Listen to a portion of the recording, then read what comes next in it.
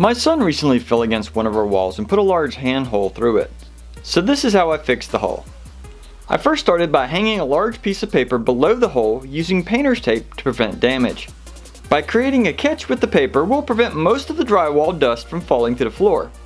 It is a good idea to wear gloves for the remainder of this process to prevent contact with fiberglass, but I did not have any at the time.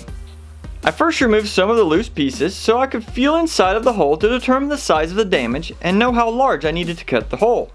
I used a carpenter square to mark the wall for a straight cut and used a razor blade to score along those lines. I then used a small saw to cut from the center of the hole to each corner. I then continued to cut with the blade until each piece was removed with a smooth finish.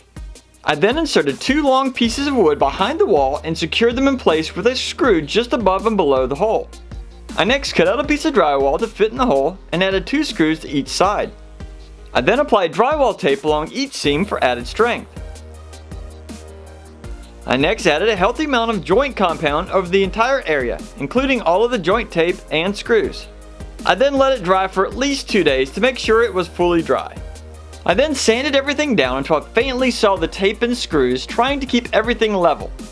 I again added another layer of joint compound and let it dry before I gave it a final sanding. It was now time to paint.